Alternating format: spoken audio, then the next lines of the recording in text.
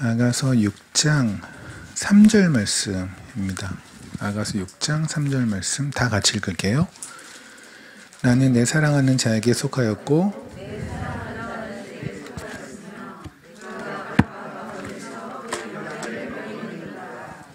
아멘. 기도하시겠습니다. 주님, 주의 말씀을 듣고자 합니다. 주님만 말씀해 주십시오. 예수님 이름으로 기도드렸습니다. 아멘. 조금 전에 찬양하는데 제가 주일학교를 다녀본 적도 없고 주일학교에 근처를 가본 적도 없기 때문에 그 율동할 때 죽는 줄 알았어요. 뒤에서 보는데 이기석 장로님하고 전부 다 저기 그 곽집사님이라고 이기석 장로님 옆에 계신 분이 전라남도 출신의 약간 그 남자다의 뭐 이런 분위기인데 그러신 분이 막 이러고 있는데 그럴 거라고 상상해 보셨어? 어느 순간에 내가 이럴 것이다 이런 걸 상상 안 해봤지라. 네, 우리가 그런 생각이 들었어요. 아, 진짜 어린아이 같이 되지 않으면 안 된다라고 하는 것. 주 앞에서 체면 내려놓고 가운 내려놓는 게 답이구나라는 거 다시 한번 좀 느끼는 순간이었고, 또 이기석 장로님 간증을 들으면서 딱 생각나는 게 있었어요. 에벤에셀 아까 말씀하셨잖아요. 성경에서 에벤에셀이 두 번이 등장하는데 한 번은 그 블레셋하고 싸움을 해요. 싸움을 하는데 전쟁으로 간 거예요. 그러니까 에벤에셀이 어디냐면 이스라엘하고 블레셋 그 사이에 이렇게 있어요. 그래서 블레셋하고 싸우려면은 에벤에셀이라는 동네에 모일 수밖에 없거든요. 그래서 의뢰 그 전까지 항상 이겼던 거예요. 항상 이스라엘은 이겼기 때문에 그냥 넋놓고 나갔다가 졌어요. 그래서 사람들이 너무 놀랬죠. 우리가 이렇게 져본 적이 없는데 광야에서도 아무런 준비가 안 되고 애굽에서 그냥 종살이 하다가 나왔는데 그래도 전쟁 나면 항상 이겼었는데 왜냐면 하나님이 이기게 하셨으니까. 근데 너무 처참히 깨진 거예요. 그때 깨졌던 장소가 바로 에벤에셀이에요. 그리고 그 에벤에셀에 다시 모여서 이제 고민을 하죠. 이제 다시 모여서 우리가 왜 졌을까? 그랬더니 우리가 언약궤를 안 가져왔구나. 언약궤가 실로라는 곳에 있는데 그 언약궤를 안 가져와서 우리가 진 거야. 언약궤를 빨리 가져오자. 그래서 언약궤를 가져와요. 그런데 이번에는 또 지는데 그냥 진 게 아니라 언약궤를 뺏겨요. 언약궤를 뺏겨서 블레셋이 가져가는 일이 벌어져요. 그리고 나서 사무엘이 에벤에셀에서 이제 모아놓고 하나님께서는 하나님 우리의 도움이시다 라고 하면 선포하는 장면이 나오거든요. 그때 또 에벤에셀이에요. 그러니까 에벤에셀은 처음에 등장했을 때는 에벤에셀에서 언약궤를 뺏긴 곳이고요. 그리고 또 하나에서는 하나님이 에벤에셀 내가 너의 도움이라고 선포한 곳이에요. 똑같은 에벤에셀인데 두 가지의 극명하게 다른 사건. 하나는 승리를 선포하는 거고 하나는 패배를 선포하는 건데 왜 그러냐면 하나님을 내 인생에 필요한 도구로 사용되면은요, 그거는 실패한 인생이에요. 그러니까 그들한테서 언약궤는 뭐냐면 전쟁 하나도 필요한 거예요. 우리 진 거 보니까 예배를 드려야겠다. 예배 드리면 하나님이 나한테 복 주실 거야. 기도하면 하나님이 나한테 뭐 해주실 거야. 그러니까 예배라는 것이 하나님을 기뻐하고 하나님을 찬양하는 것이 아니라 이렇게 하면 하나님에게 일정의 삥을 뜯을 수 있는 도구로서 예배를 사용한다면 그거는 실패한 패배의 에벤에셀이에요. 그런데 내가 완전히 인생이 너무 힘든데 장로님 말씀해 주신 것처럼 우리도 다 공감하는 것처럼 정말 앞이 안 보이고 아침에 눈 뜨기조차도 힘들 만큼 그렇게 힘든데 그럼에도 불구하고 하나님이 좋은 것, 그럼에도 불구하고 하나님을 찬양하는 것, 그렇게 만드시는 그 하나님의 도움이에요. 하나님의 도움은 내 빈 통장을 채우시는 게 아니라 빈 통장인데도 불구하고 하나님을 사랑하도록 만드는 것, 하나님을 여전히 찬양하도록 도와주시는 것, 그게 바로 에벤에셀의 하나님이에요. 그래서 에벤에셀의 하나님을 에벤에셀의 하나님이니까 내가 힘든 걸 하나님이 다 해결해 주시겠지라고 오해하지 마시고요. 힘든 가운데서도 하나님을 여전히 찬양하게 만드시는 거 하나님, 그 하나님이 바로 에벤에셀의 하나님입니다. 여러분 모두 지금 이 자리에 오신 여러분 모두가 에벤에셀의 하나님을 이미 체험하신 분들이에요. 그죠? 그러니까 이 시간에 지금 와서 이렇게 예배를 드릴 수 있는 거 아니겠습니까? 네. 간증을 들으면서 영우 형제님도 그렇고 참 제가 설교가 필요 없겠다. 오늘 하나님이 하실 말씀 다 하셨다라는 생각이 들었는데 그래도 불구하고 해야 되니 하겠습니다. 오늘 말씀은 너무 아름다운 말씀이죠. 너는 내 사랑하는 자에게 속하였고, 제가 지난번에 말씀드린 것처럼 아가서는 존댓말로 읽는 좀 도움이 된다고 그랬잖아요. 그래서 존댓말로 읽으면 이렇게 되죠. 당신은 내 사랑하는 자에게 속하였고, 내 사랑하는 자에게 속하였고, 내 사랑하는 자는 당신에게 속하였습니다. 그죠? 그러니까 저는 당신에게 속하였고요. 그리고 당신은 저에게 속하였습니다. 넌 내 거, 난 네 거, 뭐 이런 겁니다. 그리고 그가 백합화 가운데서 그 양떼를 먹이는 도다라고 말씀이 나왔어요. 뭐 우리가 다 짐작하듯이 목동, 여기서 지금 하는 건 술래미 여인하고 목동의 대화예요. 술래미 여인이 저 당신에게 속해 있는 거 맞죠? 그리고 당신은 저에게 속해 있는 거 맞죠? 제가 하나님 거 맞죠? 제가 주님 거 맞죠? 그리고 주님은 저의 거 맞죠? 라는 얘기예요. 우리가 너무나 잘 알고 있는 얘기죠. 그런데 성경에서 누누이 뭐라고 말씀하시냐면 우리가 하나님의 신부다라고 말씀하세요. 우리는 하나님의 것이다라고 말씀을 하시잖아요. 그죠? 그러면 근데 우리가 이거를 너무 피상적으로 받아들이고 있지 않나라는 생각이 들어요. 그러니까 뭐 그냥 늘상 듣던 얘기, 하나님의 신부다. 그리고 주님은 우리 신랑이다.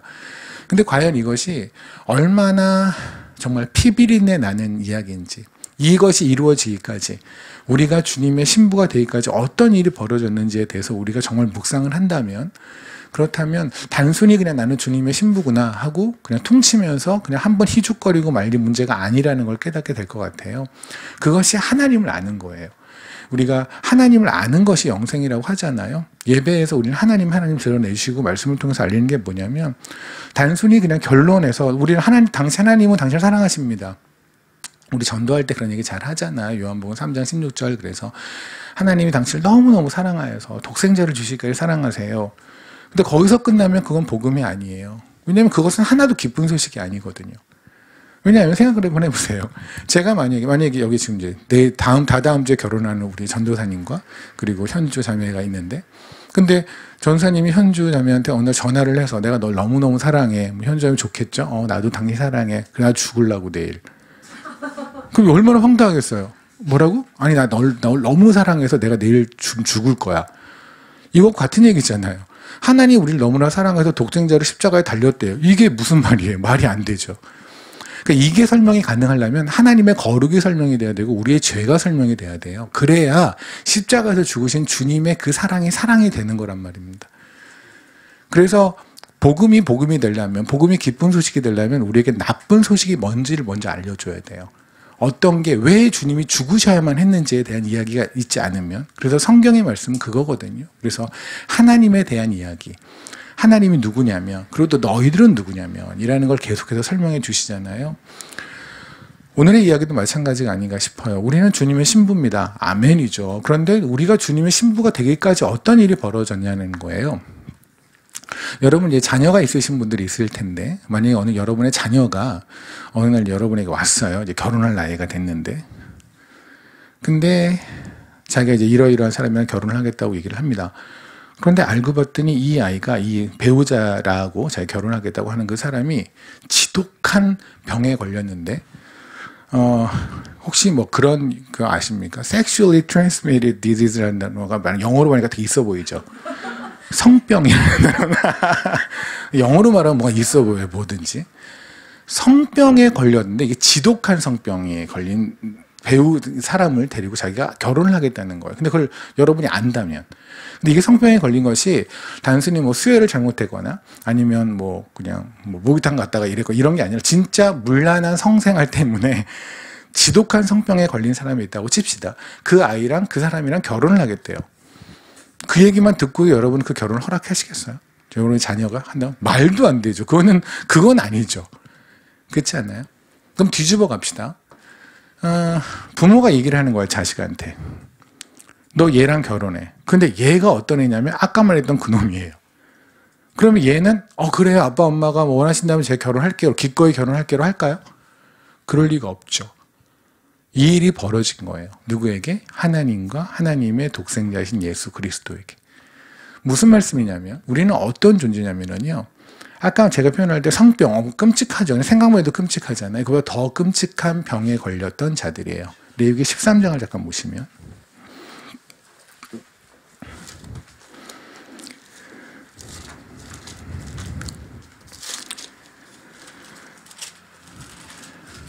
레위기 13장에 보면은 나병에 관한 규례가 나옵니다. 사실 나병이라는 것이 여러분이 주변에 혹시 여러분 사시면서 지금까지 나병에 걸린 분을 보신 적 있나요? 가족 중에. 뭐 그러실 수도 있지만 대부분 제가 아는 범위에서 나병에 걸린 분은 없거든요. 그리고 제가 아는 분들 중에서도 나병에 걸리신 분이 그 나병 환자가 친척으로 있거나 누가 있다는 얘기도 저 들어본 적이 없는 것 같아요. 그렇다면 나병이라는 병은 그렇게 흔한 병은 아니죠. 그죠? 그래서 제가 여러분들에게 말라리아에 대해서 얘기를 하면 여러분은 말라리아가 어떤 병인지 잘 아세요? 잘 모르죠. 왜냐면 한국 사람들은 말라리아가 뭔지를 몰라요. 그래서 한국에서 케냐 올 때 제가 이거 여러분에게 꼭 당부드리는데 말라리아 무슨 약 같은 거 드시지 마세요. 그거 간에 되게 안 좋아요. 한 100년 살려고 한 거북이처럼 살아보려고 말라리아를 근데 그건 먹으면 끝까지 먹어야 되거든요. 그래서 만약에 케냐에 한 달 있으면 한 달 동안 매일 말라리아를 먹고 애가 뭐 간이 안 좋아요. 그러면 간 안 좋은 거를 먹으면서 그러는 건데 막 그냥 안 죽어요. 일단 걸려도 안 죽고 그리고 그렇게 좀 아프고 말고 그다음에 대부분 안 걸린 적은 없었거든요. 왔던 친구들 중에 저만 한번 대차게 한번 걸렸었는데 근데 여러분 어쨌든 말라리아가 일단 무섭는데 말라리아가 어떤 병인지 모르죠. 왜냐면 한국에서 말라리아가 없으니까. 그러니까 우리는 말라리아가 잘 흔하지 않은 병이기 때문에 그 증상을 잘 모른단 말입니다. 맞죠? 그러니까 만약에 정부에서 말라리아에 대한 증상을 자세히 설명을 많이 했다면 우리가 알겠죠. 우리가 코로나 증상 너무나 잘 알잖아요. 근데 말라리아는 그게 흔하지도 않은 병이고 그렇기 때문에 정부에서도 나라에서도 아니면 병원에서도 우리에게 안 가르쳐줘요. 안 걸릴 거니까. 그럼 나병도 마찬가지잖아요.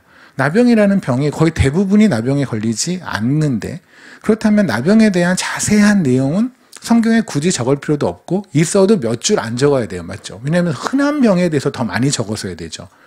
그런데 여러분이 레위기 13장을 보면 1절서부터 46절까지가 나병에 관한 이야기예요. 근데 다른 거에 비하면 다른 것들은 어마어마하게 짧아요. 몇 줄이 안 되는데 나병 얘기는 그 나병 하나만 가지고 1절부터 46절까지 얘기를 한 걸 보면 이 나병이 당시에는 흔했나? 근데 그럴 리는 없죠. 나병은 언제나 흔하지 않았던 병이에요. 그럼 왜 이랬을까요? 하나님께서 뭔가 하시고 싶은 얘기가 있는 거죠. 우리가 반드시 알아야 되는 얘기가 있는 거죠. 왜냐하면 나병은 죄에 관한 얘기거든요. 만약에 여러분 옆에 나병 걸린 사람이 있다고 칩시다. 그러면 여러분의 표정이 어떻겠어요? 오, 그죠? 이건 그냥 표현하기 힘들겠죠. 맞죠? 하나님께서 죄를 바라보는 눈이 바로 그거예요. 우리가 나병을 바라보는 것처럼 하나님께서 죄를 바라보시고 우리가 나병 환자를 바라보는 것처럼 그렇게 하나님은 죄인을 바라보세요. 그러니까 나병 환자의 규례라는 것은 하나님께서 죄와 그리고 그 죄인과 그리고 죄를 씻는 그 이야기를 하시고 싶은 게 나병에 관한 이야기예요. 그래서 주님께서 이 땅에 오셔서 그렇게도 많이 나병 환자, 문둥병자를 그렇게 치료하시죠. 그렇잖아요. 그 이유가 뭐냐면 주님이 이 땅에 오신 이유를 설명하시는 거예요. 내가 이 땅에 온 이유는 그냥 병 하나 고쳐주려고 온 게 아니라 세상에서 전혀 고치지 못한다고 하는 누구도 그 옆에 가지도 않는 혹시라도 나한테 전염될까 오지 않는 그들을 내가 가서 안아주고 우리 그러잖아요. 나병이라는 게 원래 뭐 그쪽에 흐르는 고름이라든가 이런 게 내 몸에 오면 같이 전염이 된다고 하죠. 내가 그 고름을 내가 받아서 내가 그거를 받아서 내가 나병 환자가 되어서 그래서 내가 너를 살리기 위해서 이 땅에 온 거야 라고 주님이 선포하시기 위한 그래서 주님께서 이 땅에 오셔서 그렇게 나병 환자를 고치시거든요. 그래서 우리가 나만의 이야기 알죠. 나만 장군의 이야기도 마찬가지잖아요. 문둥병자였죠. 나병 환자였죠. 그런데 북이스라엘에서 이제 전쟁을 해서 거기에서 포로로 데려간 어떤 조그마한 여인이 소녀가 있었대는데 근데 그 여자가 얘기를 하죠. 우리 지역에 우리 나라에 굉장히 용한 선지자 한 명이 있어요. 엘리사라고. 그 사람한테 가면 혹시 나병 낫게 해줄 수 있을 것 같은데 한번 가보세요 라고 얘기를 하죠. 그래서 갔어요. 갔는데 이 사람은 굉장히 복잡한 프로세스를 할 거라고 생각했을 거예요. 그죠? 그런데 요단강에 가서 물 몇 번 담그고 나서 끝내라고 하잖아요. 이게 굉장히 터무니가 없는 거죠. 왜냐하면 이렇게 심각한 병이면 뭔가 심각한 처치를 해야죠. 뭔가 복잡해. 그래도 믿음이 가잖아요. 그죠? 그런데 이거 너무나 아무렇지도 않게 물에 가서 목욕 7번 하라고? 이게 무슨 말 같지도 않은 소리야? 그런데 어쨌든 그 말에 따랐고 거기에 몸이 씻음을 받았잖아요. 그죠? 그게 바로 복음이라고요. 우리 쪽에서 한 게 하나도 없는 이 복음을 받고 우리가 죄가 씻겨지고 주님의 것이 되는 것이 왜 이렇게 간단한 줄 아세요? 주님이 너무 복잡하게 그걸 다 당하셨거든요. 그 일이 단순한 것이 아니라 그 복잡하고 그 어렵고 말도 안 되는 걸 주님이 다 담당하셔서 그래요. 여러분 혹시 성경에 보면 예수님께서 세례를 받으시는 장면이 나오죠. 세례 요한한테. 근데 세례 요한이 이렇게 말을 하잖아요. 난 내가 어떻게 당신을 세례를 줍니까? 말도 안 되면 제가 당신의 신발끈도 들지 못하는 자가 전데 당신이 저한테 세례를 주셔야죠. 어떻게 제가 당신한테 세례를 줍니까? 라고 하잖아요. 그 말은 맞아요. 세례 요한의 얘기는 너무나 정확해요. 왜냐하면 세례 요한은 엘리자베스 자기 엄마의 뱃속, 엘리자베스의 뱃속에 있을 때 마리아의 뱃속에 있었던 예수 그리스도를 보고 복중에서 뛰었던 자가 세례 요한이에요. 그게 복음이에요. 복음은요, 뭘 받아서 복음이 아니에요. 복음은 복음으로 복음되는 게 복음이에요. 예수가 복음이라는 게 무슨 말이냐면 예수로부터 오는 뭔가 때문에 복음이 아니라 그것 때문에 기쁜 것이 아니라 예수 자체로 기쁜 게 복음이라고요. 그러니까 엘리자베스 뱃속에 있는 세례 요한이 뭘 받았겠어요? 예수님한테. 그렇죠. 예수님도 뱃속에 있는데. 근데 보면 좋은 거예요. 존재만으로 좋은 거예요. 그런데 우리 삶에서 그게 힘들죠. 장로님 나눠주신 것처럼 분명히 하나님께서는 감당할 수 있는 것만 주신다고 했는데 그런데 너무 감당하기 힘들잖아요. 하나님 이거 감당한다고 말씀하시는데 감당이 너무 힘들지 않아요? 하나님 뭘 감당하게 한 거냐면 이 재정을 감당하게 한다는 게 아니라 이 병을 감당할 수 있게 한다는 게 아니라 이 상황에서도 하나님을 바라보는 걸 감당하게 하겠다고요. 그죠? 그게 바로 예수로 기쁜 거예요. 그 세례 요한이 그렇게 예수님을 너무나 잘 알고 있는 세례 요한이니 당연히 예수님을 신발끈도 들 수가 없죠. 그런데 어떻게 예수님을 세례를 주나요? 말이 안 되죠. 그런데 주님께서는 세례를 주라고 하시죠. 그리고 세례를 주잖아요. 그게 수많은 소위 말하는 성경에서 미스테리 중에 하나예요. 왜 주님께서는 세례 요한한테 세례를 받았을까? 당연히 세례를 주셔야 되는 분이. 세례라는 건 연합을 말을 해요. 그래서 여러분께서 세례 또는 침례를 받으신다는 건 하나님과 연합이 된다는 걸 의미를 하거든요.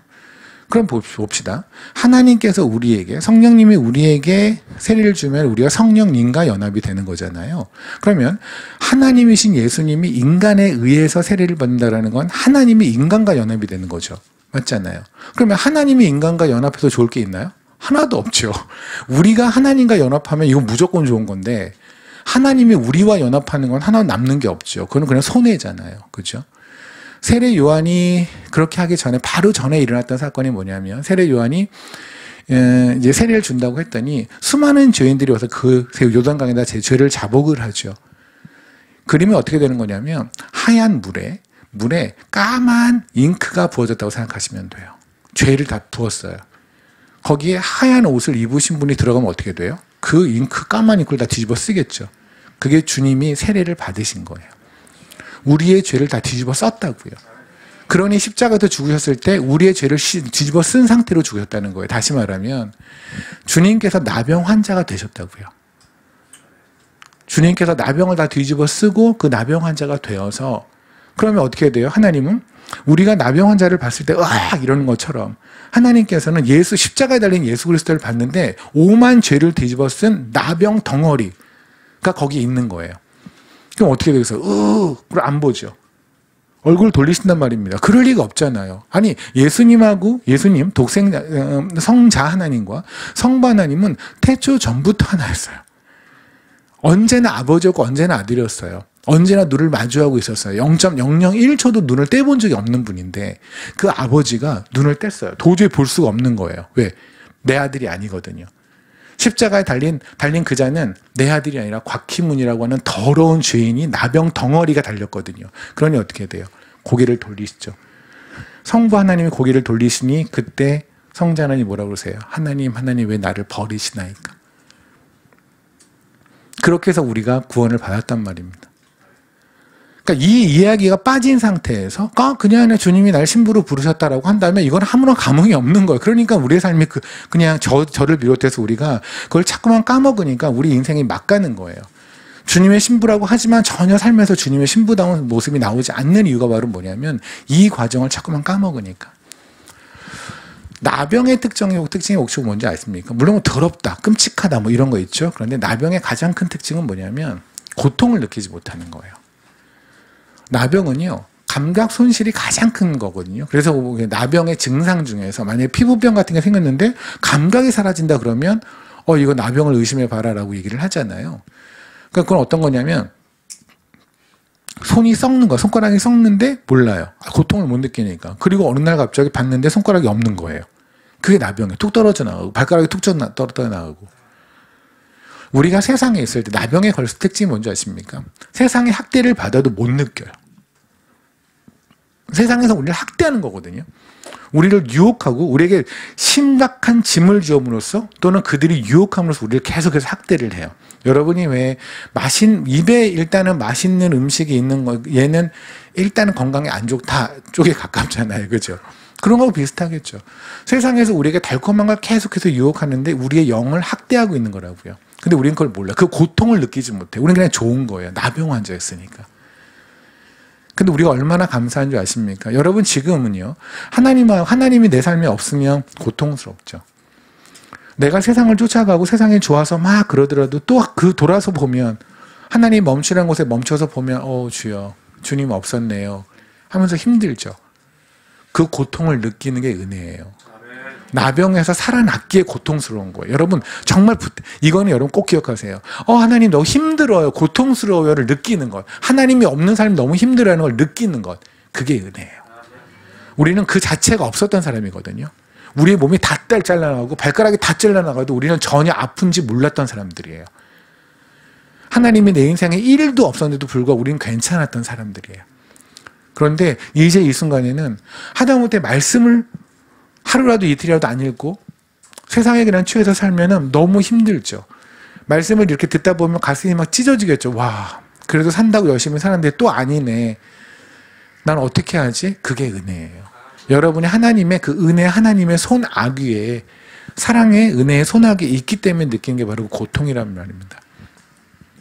여러분이 말씀을 들으며 또는 신앙생활을 하며 아프다고 느낀 때마다 물론 그 아픔이 적어지면 좋겠지만 이 땅에서 사는 우리 수준이 그렇게 안 돼요. 그냥 아프다고 느낄 때마다 하나님이 나를 여전히 사랑하시는구나 하고 느끼시면 좋겠어요. 아멘. 그래서 봅시다. 예레미야서를 볼게요.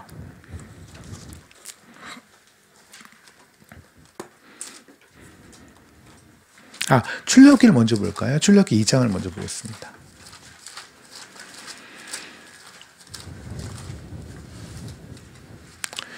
출애굽기 2장에 보면 23절입니다.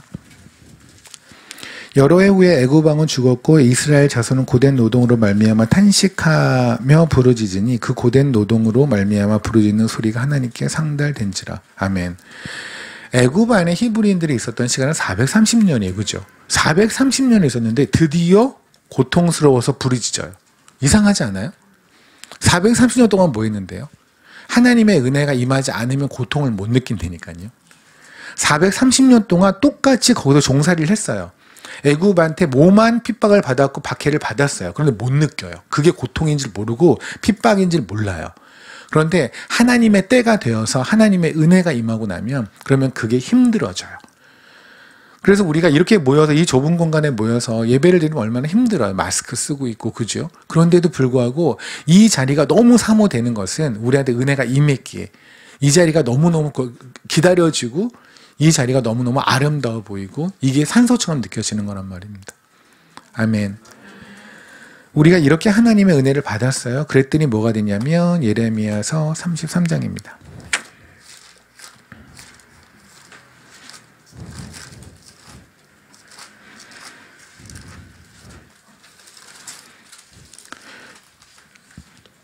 공기도 막 이러고 그러니까 아마 들으시다가 약간 졸릴 수도 있고 그러거든요. 그러면 다시 저희 전사님 불러서 다시 율동을 하겠습니다. 이거 아유 정말 제가 쉬운 3살이 이거 할 거라고 상상도 안 해봐. 근데 할 것 같아 집에서 혼자서. 이게 나름 중독성이 있어요. 이게 미움 다툼 그거. 다음 주에는 한번 특성 한번 하겠습니다. 저 새색시 현주가 웃는데 왜 비웃죠? 예레미야 33장을 볼게요. 10절입니다. 여호와께서 이와 같이 말씀하시니 너희가 가리켜 말하기를 황폐하여 사람이 없고 짐승도 없다 하던 여기 곧 황폐하여 사람도 없고 주민도 없고 짐승도 없던 유다 성읍과 예루살렘 거리에서 뭐하는 소리? 즐거워하는 소리, 그리고 기뻐하는 소리, 그리고 신랑의 소리, 그리고 신부의 소리 및 만군의 여호와께 감사하라. 아멘. 아무것도 없고 완전히 그냥 황폐하고 거기에 하나님께서 신랑의 소리와 신부의 소리를 놔두시겠다고요. 그게 바로 우리예요. 나병 환자들인데 하나님께서 성자 하나님께 말하는 거예요. 이 나병 환자와 결혼해라. 말도 안 되죠. 그런데 그 성자 하나님께서 아멘 했다고요. 성자 하나님 아버지한테 말을 했다고요. 제가 너무너무 사랑하는 애가 있는데요. 얘가요 나병 환자예요. 내가 성병 환자예요. 너무너무 문란한 생활을 살아서 그냥 성병 덩어리예요. 그런데 제가 얘를 너무 사랑해요. 제가 얘를 위해 죽을게요. 이 말도 안 되는 얘기에 아버지가 그래라 라고 얘기했다고. 그게 우리가 살아난 일이라고요. 그러니까 우리가 하나님께 감사합니다라고 말하는 게 단순히 그냥 오늘도 생명 주셨으니 감사하고 오늘도 뭐 차비를 주시니 감사하고 밥 주시니 감사하고가 아니라 그 정도 수준의 감사가 아니란 말입니다. 요엘서를 볼까요? 요엘서 2장을 볼게요. 16절입니다. 백성을 모아 그 모임을 거룩하게 하고 장로들을 모으며 어린이와 젖 먹는 자를 모으며 신랑을 그 방에서 나오게 하며 신부도 그 신방에서 나오게 하고. 아멘. 하나님께서 이제 신부를 부르시는 거예요. 네가 내 신부야, 네가 내 신부야, 네가 내 신부야. 그래서 우리가 여기 모인 거예요. 우리는 우리가 주의 신분인지도 모르고 살았었어요. 그냥. 그죠? 우리 방에 있었어요. 그런데 하나님께서 우리를 선택하시고 내가 너를 신부로 삼았어 라고 우리를 불러내셔서 우리가 신부가 되었단 말입니다. 이제 우리는 나병의 그 더러운 나병 덩어리를 벗고 나병의 옷을 벗고 이제 그리스도의 옷을 입었어요. 그 순결한 거룩한 옷을 입었어요. 그 의의 옷을 입었어요. 진짜 할렐루야죠. 아멘. 그런데 문제는 뭐냐면 우리가 다시 나병의 옷을 다시 주섬주섬 입고 있는 거예요. 예레미야서 2장을 볼게요.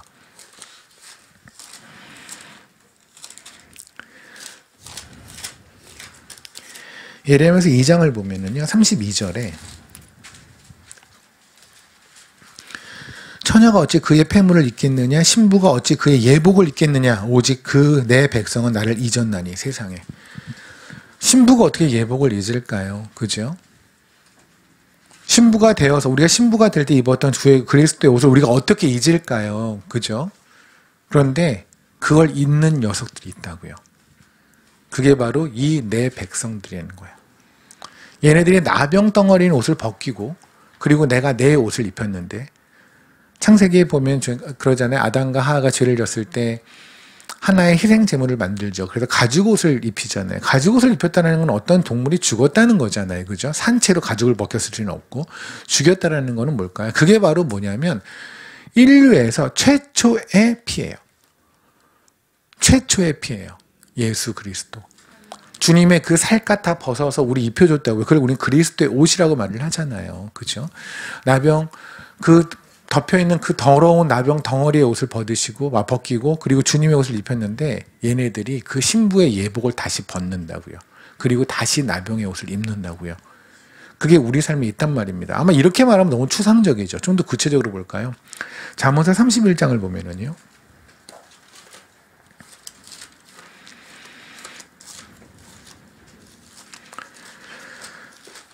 잠언서 31장을 보면은 10절서부터 현숙한 아내라고 하는 그리스도인에 관한 이야기가 있어요. 현숙한 아내는 그냥 뭐 크리스찬 아내에 관한 이야기가 아니라 우리 모두 그리스도인에 관한 이야기입니다.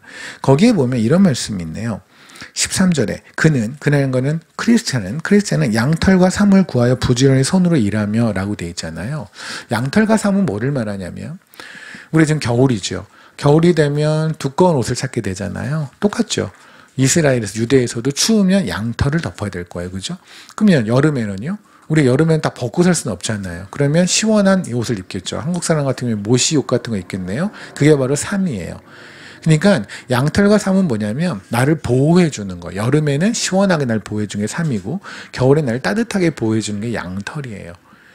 여기서 말하는 건 뭐냐면 크리스찬들은 그 보호하심을 늘 예수 그리스도 안에서 찾는다는 얘기예요. 세상에서 나의 보호함을 찾는 것이 아니라 예수 그리스도로만 양털을 삼고 예수 그리스도로만 삶을 삼는다는 얘기입니다. 아멘.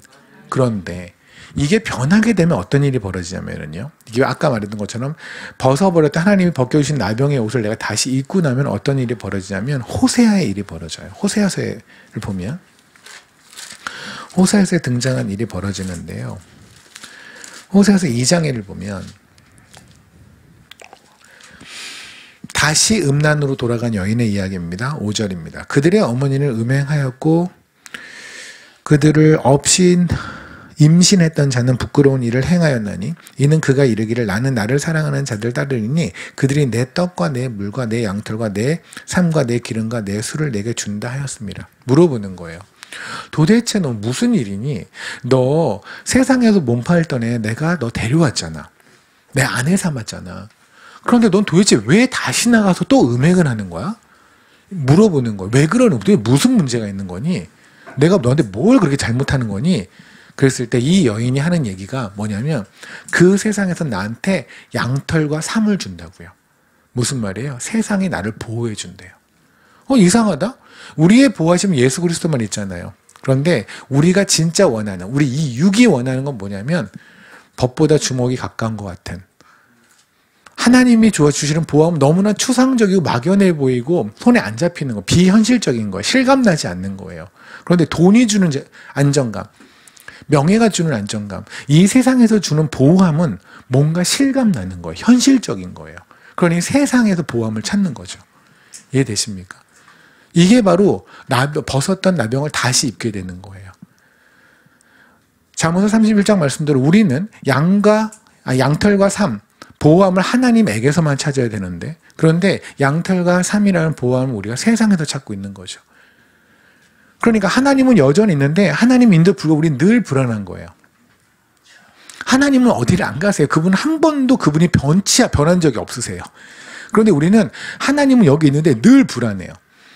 예배를 드리고 회복이 되어주고 나면 괜찮아. 상황은 똑같은데도 괜찮은데 이 은혜가 식거나 하나님을 향한 사랑이 식거나 내지는 나의 시선이 딴 데를 보게 되면 그때는 상황이 그대로도 불구하고 막 불안해지는 거예요. 그죠? 그러고 나서 이 상황이 해결되어지면, 이 상황을 해결해 줄 무언가가 나타나면, 양털과 삶이 나타나면 우리는 거기서 안정을 느끼죠. 그리고 나서 또 다음 날이면, 또 다음 달이면 또 다른 불안에 들어갈 걸 뻔히 알면서도 이 바보 같은 짓을 계속 한다고요.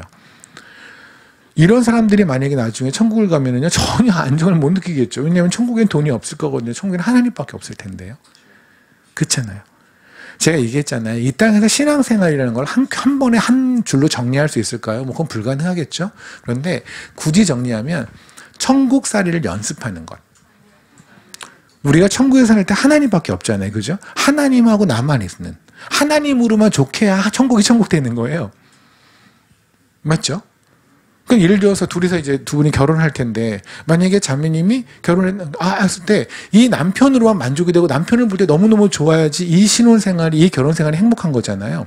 근데 만약에 결혼했는데 내가 얘랑 결혼하자마자 내가 원래 하던 것도 못하고 즐기던 것도 못하고 그래서 이 결혼생활이 끔찍해라고 한다면 이 결혼은 지옥이에요.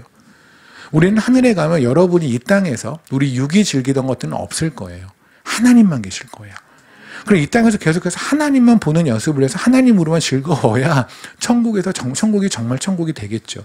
하나님은 그렇게 천국을 천국되게 하기 위해서 이 땅에서 우리를 이끌어 가세요. 그를 다른 말로 신앙생활이라고 하겠죠. 그죠?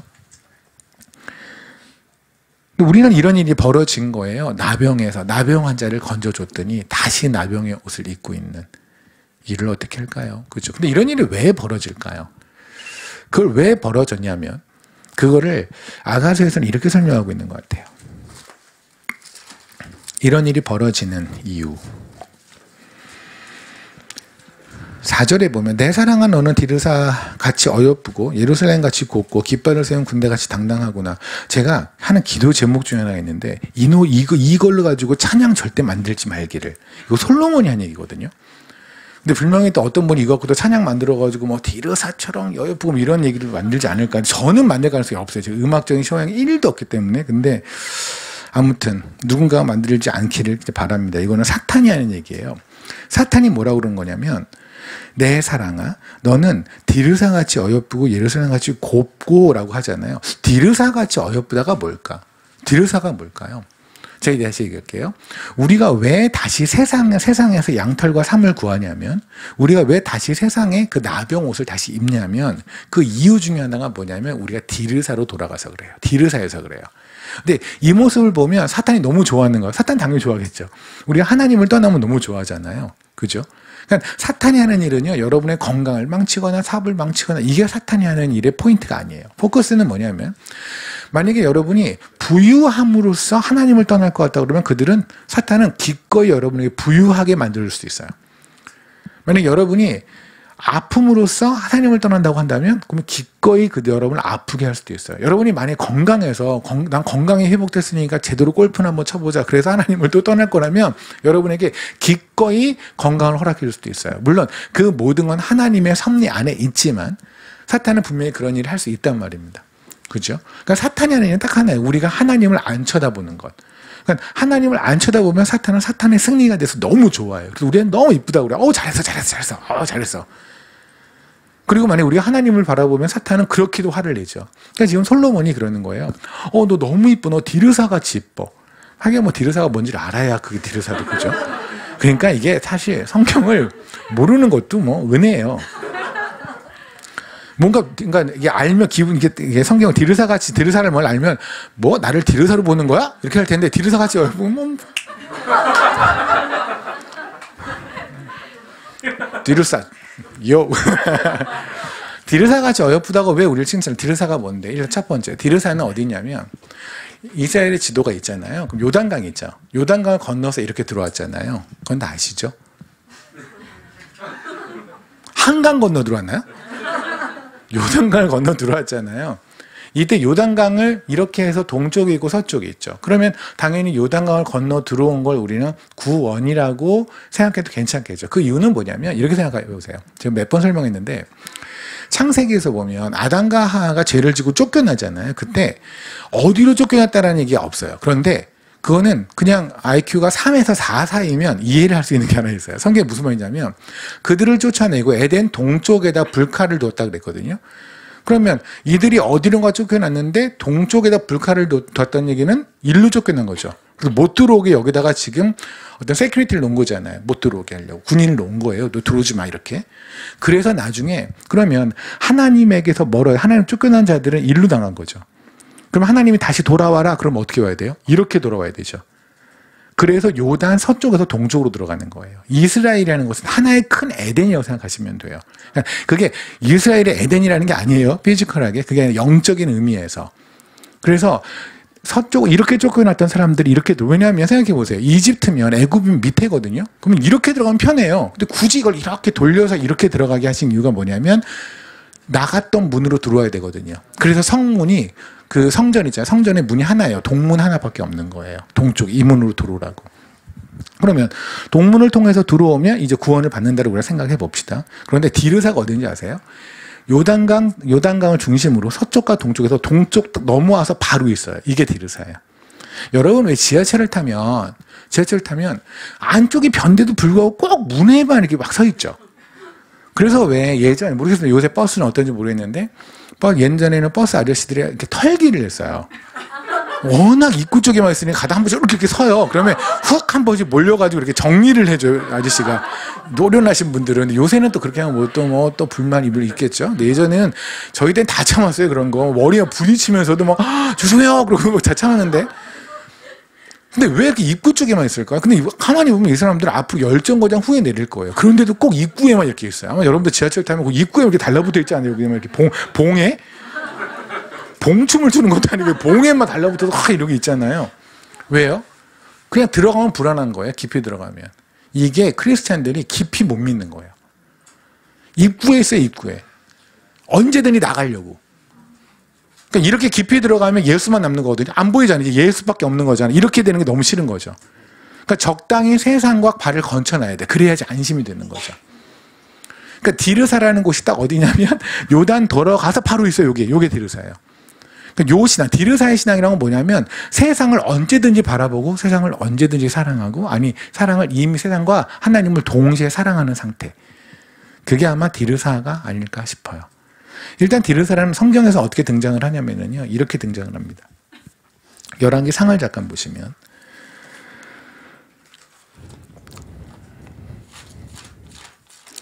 열왕기상 12장에를 볼게요.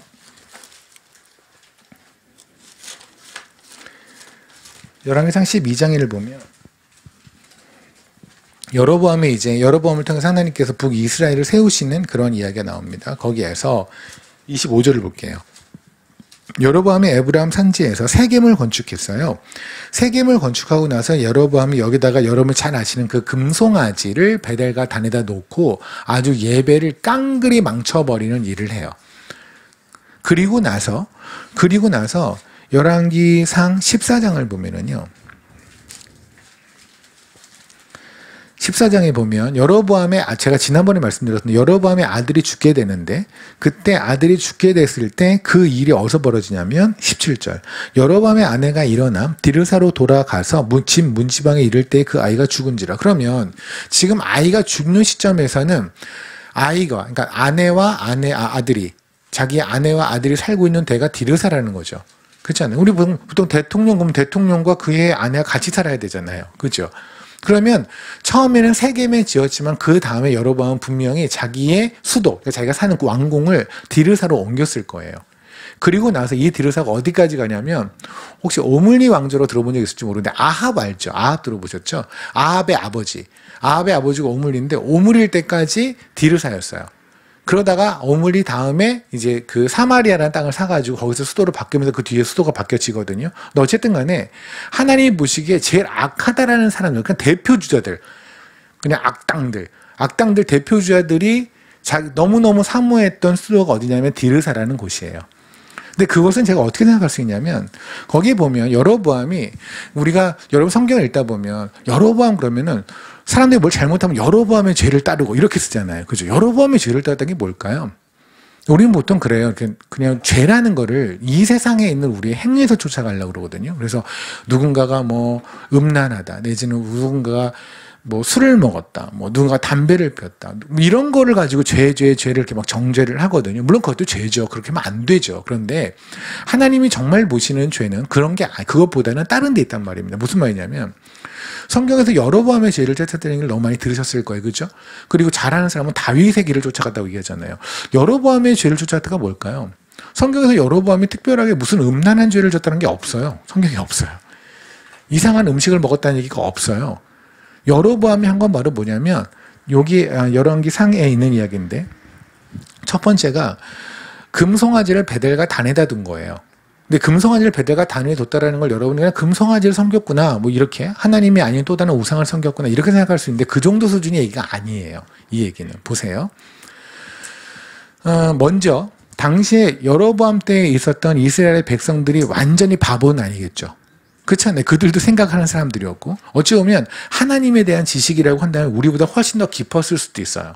그들은 워낙 종교적인 사람들이었잖아요. 그죠? 그런데 여로보암이 갑자기 사람들한테 이게 금송아지야, 이게 하나님이니까 이거 믿어라고 했으면 그들이 믿을까요? 아니, 여기에서 성경 1독 안 하신 분이 있다고 칩시다. 성경 1독도 안 한 사람한테 제가 갑자기 불상을 갖다 놓고 이게 예수야라고 하면 최소한 정말 기본적인 생각만 하는 사람도 그건 아니라는 생각이 들겠죠. 그러면 당시 예전에 있었던 열왕의 상이 있었던 그 시절에, 여로보암이 살던 그 시절에, 다윗 솔로몬 그 이후에 있던 그 시절에 사람들이 금송아지를 갖다 놓고 이게 하나님이야 라고 하더니 그래요? 하고 고개를 끄덕끄덕 거릴 만큼 그렇게 바보들이었다? 그건 아니라는 거죠. 그죠? 그러니까 여러분이 그렇게 생각하는 게 바로 진화론의 공격을 받아서 그래요. 여러분 자꾸만 옛날 사람들 보면 뭔가 우가 이렇게 살았을 것 같잖아요. 그죠? 그 느낌 들지 않아요? 뭔가 저 창세기 쪽에서는 아담이 하와한테 우가 이러고 그랬을까? 우리 그런 생각된 게 뭐냐면 진화론의 영향을 받아서 옛날 사람들 머리가 안 좋았을 거라고 생각하는 거예요. 하나님께서 아담한테 동물들의 이름을 다 지으라고 그래요. 그 많은 이름을 다 지은 게 아담이에요. 여러분, 개가 10마리면요 이름 짓느라고 죽어요. 저희 집 개가 10마리였는데 이름을 짓다가 포기를 해갖고 사역지 이름을 지었잖아요. 그래서 마사가 왜 그런데요? 마사이에서 마사 따고 리피가 킬리피에서 리피 있다고. 그래서 그냥 왜 안 그러면 도저히 이름을 지을 수 없는 거니까 제 머릿속에서 10개 이름이 안 나오는 거예요. 개 10개 이름이 안 나와요. 아마 여러분도 애 낳으면 얘가 장성할 때까지 이름을 못 짓고 이러잖아요. 이름을 뭘로 줄지 모르니까. 아담이 얼마나 똑똑했냐면 그 많은 동물의 이름을 다 지었던 사람이에요. 우리보다 나아요. 우리는 보통 옛날 사람들 우가 이럴 것 같은데 아니라니까요. 그러면 여로보암이 금송아지를 가지고 이거 믿어라. 그런데 사람들이 우와 그러고 믿었다고 한다고 왜 그랬을까? 설득력이 있었다는 거죠. 맞죠? 설득력이 있었다는 거잖아요. 왜냐하면 하나님께서 솔로몬에게 성전을 지으라고 했을 때 성전에 보면은 성전 이제 건물이 있고요. 성전 건물로 들어간 뜰이 있어요. 그러니까 여러분이 학교를 생각하시면 돼요. 학교를 들어가면 운동장 그리고 학교 건물 이렇게 있잖아요. 운동장에 뭐가 있었냐면 바다라고 하는 게 있어요. 그러니까 영어로 하면 the sea 그냥 바다인데 얘는 뭐냐면 큰 세숫대야 생각하시면 돼요. 큰 세숫대야. 그 안에 큰 물이 이렇게 찰랑찰랑하고 그 옆에 이제 조그만한 세숫대야들이 이렇게 있고 그래요. 그래서 이제 그 재물들 닦고 막 이런 데 이제 쓰는 거예요. 우리 회개를 의미하는 건데 그 세숫대야가 큰 건데 이게 굉장히 커요. 이렇게 커요. 그 큰 거를 받치고 있는 게 있는데 그 받침대가 뭐냐면 12마리의 소로 된 형상을 가지고 받쳐놨어요. 근데 이게 잘 들으세요. 12마리 소가 3마리, 3마리, 3마리, 3마리 그래서 엉덩이가 가운데로 모이고 머리가 이렇게 해서 4 방향으로 되어 있거든요. 그래서 이렇게 올려놨단 말입니다. 그런데 얘네들은 어디냐면 뜰에 있어요. 근데 건물 안에는 누가 들어가는 거냐면 제사장 이상이 들어가야 돼요. 제사장이나 대제사장. 그러니까 제사장 그리고 그 안에 있는 지성소라고 하는 커튼은 휘장 안에 있었던 거는 대제사장만 들어갈 수 있어요. 그러니까 저희 같이 이렇게 그냥 소위 평신도들이 어디까지 들어갈 수 있냐면 여기까지 들어갈 수 있는 거. 성전 뜰까지 당시에. 그러면 성전 뜰까지 들어갈 수 있는 대부분의 민초들 사이에서 하나님은 그러면 딱 생각나는 형상이 뭘까요? 소, 그렇잖아요. 그러니까 그렇잖아요. 안 믿는 사람들도 십자가 그러면 일단은 그렇잖아요. 그래서 오죽하면 그 나치 길을 보고 나서도 저기 십자가에 구부러진 거야? 이런 생각이 들잖아요. 그러니까 우리가 그냥 더하기 표시만 봐도 십자가 이렇게 사람들이 생각하는 뭐냐면 십자가는 그건 크리스찬들 그렇잖아요. 근데 사실 그들은 십자가의 의미가 뭔지도 모르는데 그냥 더하기 표시만 보면 십자가를 보는 것처럼 사람들은 일단 그러면 하나님이겠다. 성전의 대표적인 거라는 걸 충분히 생각하겠죠. 그런 사람들한테 얘기를 하는 거예요. 송아지 이게 하나님이야. 충분히 납득이 되죠. 충분히 납득이 되죠. 이게 바로 뭐냐면 교회 안에 우리가 마찬가지예요. 우리가 하나님을 믿는데 예수를 믿지 않고 예수의 무언가 유사 예수를 믿는 거죠. 그러니까 예수란 이름이 들어가요. 예수란 이름을 기도도 하고 예수란 이름을 모두 하고 모두 하는데 이 하는 게 하나님이 전혀 동의하지 않는 그 예수 그리스도의 온전한 그분이 아니라 그분의 무엇을 따서 그것만 말하는. 그렇다면 하나님 입장에서 매우 불쾌하겠죠. 그죠? 그거는 예수가 아니니까. 예수가 100이라고 한다면 예수의 그 중에서 1과 2 또는 유사 예수, 비슷한 예수를 데려다가 예배를 드리면 그건 아니겠죠. 그게 여로보암이 지은 죄예요. 근데 그걸 왜 베델과 단에 뒀냐면 당시의 사람들은 성전이 솔로몬 성전이 아래에 있었죠. 예루살렘에 있었잖아요. 그러니까 예루살렘에 있는 솔로몬 성전에 내려가는데 사람들이 보세요. 10개의 부족이 만들어서 북이스라엘을 만들었어요. 근데 이 북이스라엘 10개의 부족이 이들이 명절 때마다 예루살렘에 내려와서 성전에서 예배를 드리면 귀찮아서 안 올라올 수 있잖아요. 그럼 이들이 안 올라오면 백성이 없는 거잖아요. 왕은 있는데. 그러니까 이들이 내려가면 안 되는 거예요. 그러니까 어떻게 하냐면 이들을 어떻게 묶어놔야겠다. 그러니까 예루살렘이 아니라 베델과 단. 그러니까 예루살렘이 여기 있으면 우리나라 38선 생각하시면 돼요. 38선 있으면 밑에가 남한 북한이잖아요. 여기가 남유다, 여기가 북이스라엘이면 북이스라엘의 제일 남쪽에 있는 데가 베델이고 제일 위쪽에 있는 게 단이에요. 여기하고 여기에다가 금송아지를 놔둔 다음에 얘가 하나님이야. 그러니까 내려갈 필요 없어. 여기서 예배드려. 그러니까 사람들이 그래 편하잖아요. 이거는 단순히 여로보암만의 죄가 아니라 그걸 또 따라갔던 성도들의 죄도 똑같죠. 성도들은 뭘 생각했을까요? 본인들이 성도가 아니라 고객이라고 생각한 거죠. 아마 우리 안에도 그런 게 있을 거예요.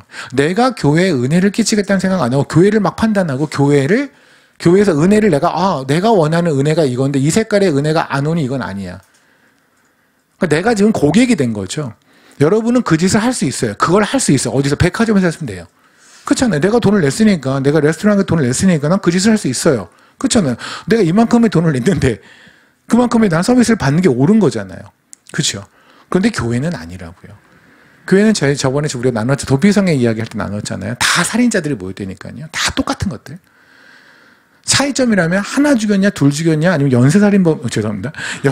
그 차이점밖에 없는 사람들이 모여가지고 그걸 가지고 서로 정죄를 하고 그건 아니라는 거죠. 최소한 교회 안에 진리가 있다면, 물론 산으로 가는 이상한 교회 말고요. 정말 진리가 있다면 그 나머지는 우리가 정말 최선을 다해서 은혜를 끼치는 게 우리가 해야 될 일이면 우리는 성도잖아요. 고객이 아니에요. 그래서 자꾸 우리가 고객으로 생각한단 말이에요. 그러니까 나한테 편한 예배, 내가 원하는 예배. 성도는 그걸 원하고 또 교회에서는 그 서비스를 제공하려고 하죠. 그러니 오죽하면 교회는 표가 뭐예요? 감동이 있는 예배, 성도를 감동시키는 예배. 하나님을 감동시켜야죠. 예배는 왜 성도를 감동시켜요? 우리는 감동 하나도 안 해도 돼요. 하나님이 감동하셔야 돼요. 그런데 잘 보세요. 우리가 왜 예배를 드려서 은혜를 받았다라는 생각이 들죠. 참 은혜로웠어. 근데 이 예배는 여러분에게 은혜를 주려고 하는 마음이 1도 없어요. 그런데 우리는 왜 은혜를 받을까요? 왜냐하면 이런 거예요. 여러분, 전 어렸을 때 아버님이 사업이 업앤다운이 항상 있으니까 아버님 얼굴 자주 살피는 거예요. 그런데 어느 날 아빠가 굉장히 웃으면서 들어오시면 이거는 뭐 일단 뭔가 사업이 잘 됐거나 뭐 좋은 거예요. 그러면 일단 저희도 좋아요. 내용을 알기 전에 좋아요. 그러니까 아빠가 들어와서 띵동거리면서 와가지고 그 있잖아요. 그 아빠들 그 수염 난 걸로 이래서 막 뽀뽀하려고 그러면 이거 너무 힘든데. 근데 아빠가 뽀뽀하려고 그러면 기꺼이 뽀뽀해 드리는 거죠. 내 피부가 갈려도 내가 하리라. 근데 기분이 좋으시니까. 왜냐면 그렇게 기분이 좋은 날이 별로 안 됐으니까. 그러니까 일단 아빠가 뽀뽀하자고 그러면 뭐 술이 아무리 취해서 술 냄새가 나더라도 그냥 같이 막 하는 거예요. 비비고 하는 거예요. 그래서 한참 좋아요. 저도 깔깔거리고 그러면 막 좋아요. 그리고 1시간쯤 있다 물어봐요. 근데 아빠 뭔 일이야? 그러니까 내용도 모르고 좋은 거예요. 아빠 얼굴이 좋으니까. 왜 은혜가 정말 하나님이 기뻐하시는 은혜, 예배에서 우리가 은혜를 받냐면 하나님이 기뻐하는 얼굴을 보니 좋아서예요. 근데 이게 거꾸로 돼서 성도를 기쁘게 하는 이 예배의 포커스가 성도를 포인트를 맞춰서 이들이 좋아하는 메시지, 이들이 좋아하는 찬양, 이들을 위로해주는 무엇, 여기다가 포커스를 맞추면 우리끼리는 신날 수 있어요. 하지만 하나님과는 관련이 하나도 없는 예배가 돼요. 그러니까 나중에 하나님을 만났을 때 우리는 하나님께 이렇게 예배를 드렸어요. 그러는데 하나님께서는 한 2번 받았다 내가 너한테 예배를. 하나님 그럴 리가 제가 40년을 믿었는데 40년 동안 하나님께 2번 예배 드릴 수도 있어요. 끔찍한 거죠. 그게 바로 여로보암의 한 죄예요. 그래서 여로보암의 죄라는 건 뭐냐면 하나님을 떠나게 만들거나 하나님의 예배 자리에 와서 뻘짓거리하게 만드는 게 바로 여로보암의 죄란 말입니다. 여로보암의 죄가 굉장히 많은데 그런데 일단 여기서 하나만 나눌게요. 그렇다면 이러한 여로보암이 정말 사모했던 동네가 어디냐면 디르사예요. 그렇다면 우리가 솔로몬이 왜 디르사처럼 너희가 어여쁘라고 말하는지 아시겠죠? 우리의 모든 예배나 모든 삶의 포커스가 나한테 맞춰져 있는 이때 이때는 사탄은 너무 좋아하는 거예요. 오 이뻐 넌 디르사처럼 예뻐. 너 깊이 들어가지 마. 입구에 있어. 입구에 딱 입구에만 있고 너무 믿지 마. 깊이 들어가지 마. 너무 깊이 들어가면 예수밖에 안 닮잖아. 그러면 안 된다. 들어와 여기 들어와. 세상에 한 발, 교회 한 발 요렇게 있을 때 세상은 너무나 이뻐해요. 이게 디르사처럼 어여쁘고란 말이에요. 끔찍하죠. 그래서 봅시다. 이사야서를 보면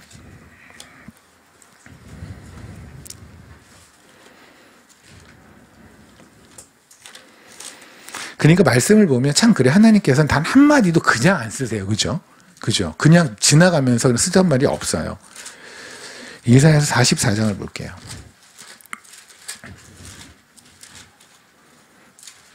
(14절을) 보면 그는 자기를 위하여 백향목을 베며 디르사 나무와 상수리 나무를 취하여 숲의 나무를 가운데에서 자기를 위하여 한 나무를 정하며 나무를 심고 비를 맞고 자라게 하느니라. 이게 무슨 말이냐면 우상을 숭배하는데 나무에다 숭배했다 그런 말이거든요. 이때 디르사의 나무가 나오죠. 왜 디르사의 나무라는지 아시겠죠? 하나님 저는 예수를 예배했는데요. 하나님 쪽에서는 관련 없는 예배였다니까요. 저 예수를 사랑했는데요. 하나님 쪽에서 보면 유사 하나님이라고요. 제가 만약에 여기 있는 어느 자매한테 어떤 형제를 소개시킨다고 칩시다. 누가 있을까요? 여기서 그냥 있다고 칩시다. 그러면 제가 얘기하는 거예요. 그래서 뭐 승민이는 이제 뭐 승우가 있는데 만약에 승우를 제가 소개시켜줘요. 승민한테. 승민아 내가 정말 좋은 형제를 하나 알고 있는데 한번 소개 받아볼래? 승민이가 뭐 파파가 해주신다면 한번 받아볼게요. 그 형제는 어떤 사람이에요? 유사 남자야. 소개 받을까요, 승민이가? 유사 남자예요? 나 제일 원하는 게 유사 남자예요? 이럴까요? 제일 하나님 예수님이 불쾌하는 게 뭘까요? 유사 예수. 차라리 부처가 낫다니까요. 차라리 알라가 낫다니까요. 유사하게 생긴 걸로 와서 이게 예수라고 그러는데 예수가 아닌 거예요. 이건 끔찍한 거죠. 이게 디르사예요. 그러니까 내가 지금 믿고 있는 예수가 진짜 예수인지를 점검하는 건 매우 중요해요. 우리 인생에서 가장 중요한 일이에요. 여러분이 어떤 물건 같은 거 살 때, 뭐 백 같은 거 살 때, 대한민국 사람들은 어쨌든 간에 뭐 명품 하나씩 들고 있잖아요. 그죠? 그래서 뭐 삼초백인가 뭐 이런 게 하나 있죠. 뭐죠? 그냥 그거 있잖아요. 그죠? 그런 것처럼. 근데 우리가 그걸 만약에 그냥 싼 거 말고 그걸 정말 몇백만 원을 주고 산다고 한다면 이거는 명품인지 아닌지 몇 번 감정하고 뭐 이러지 않을까요? 그죠?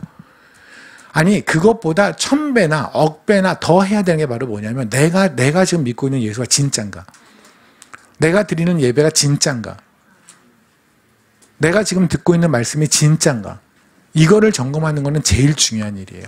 그렇지 않으면 뭐가 되냐면 종교 행위가 돼요. 종교 행위의 특징이 뭔지 아십니까? 보세요. 우리가 기독교는 우리가 종교쟁이들 뭐 이런 말 하잖아요. 우리 예수쟁이가 돼야 된다고 하잖아요. 그거를 여러분들이 뭐 교회에서 어떤 율법적인 걸 이야기하는 사람 보고 종교쟁이 그러는데 아니 율법은 지켜야죠. 그렇잖아요. 그렇다고 여기서 앉아가지고 제가 여기서 담배 피면서 설교하고 여러분들 여기서 소주 한잔 하면서 아멘 이러고 이럴 수는 없잖아요. 그럼 제가 거기서 술 드지 마세요. 그러면 아우 저런 종교쟁이, 율법쟁이 뭐 이럴 거예요? 그건 아니잖아요. 지킬 건 지켜야죠. 그죠? 그건 뭐냐면 종교라고 말하는 건 그러니까 하나님의 복음이 아니라 종교라고 말하는 거는 그 다른 게 아니에요. 예수가 빠져 있는 거. 예수가 빠르면 껍데기만 있는 거. 그게 종교예요. 그죠? 그러니까 행위는 있는데 그 안에 예수가 없는 거예요. 그러니까 내가 지금 뭔가를 하고 내가 담배를 안 펴요. 왜요? 피지 말랬으니까. 그거는 스님도 하는 거예요. 내가 담배를 피지 않는 이유가 술을 안 먹는 이유가 내가 헌금을 하는 이유가 하나님 때문이어야 돼요. 그 예수에 대한 감사 때문이어야 돼요. 그분이 나한테 보여주신 것이 무엇인지 알기에 내가 감히 시간을 낭비할 수 없고 나의 몸을 낭비할 수 없고 나의 재정을 낭비할 수 없어서 부족하지만 가져오고 부족하지만 드리고 부족하지만 헌신하는 게 바로 신앙생활이에요. 그러지 않고 예수를 모르는데 형태 그래야 하니 그러고 있는 거 그게 바로 종교라고요. 이해되십니까? 이거는 굉장히 무서운 거죠. 그죠? 그래서 성경에서 얘기를 해요. 네가 디르사처럼 어여쁘다. 누가요? 솔로몬이. 그죠? 우리는 과연 이런 칭찬을 사탄한테 받고 있지 않을까요? 혹시 하나님이 어여쁜 나의 성도야? 라고 하지 않고 사탄이요. 너무 이뻐. 너 교회에서 지금 네가 이렇게 오랫동안 예수랑 전혀 관계없는 삶을 살고 있는 네가 너무 아름다워 죽겠어 라고 혹시 사탄한테 칭찬을 받고 있는 우리가 아닌가 싶어서 염려가 됩니다. 아니 제 삶이 그러지 않는가 혹시 염려가 된다고요. 여러분의 삶도 한번 점검해 보십시오. 그리고 나서 아가서를 보면 다시 한번 읽는 말씀이 뭐냐면 이 말씀이네요. 예루살렘같이 곱고, 그렇죠. 예루살렘같이 곱고가 뭘까요? 예루살렘은 어떤 곳이에요? 예루살렘 너무 많죠. 예루살렘이 우리 예전에 멜기세덱이라고 하는, 그죠? 멜기세덱 너무 잘 알잖아요. 그죠? 멜기세덱의 반차를 따라서 예수님이 오셨다. 멜기세덱 자체가 예수님이시죠. 그래서 창세기를 보면 멜기세덱이 등장하는 시점이 있잖아요.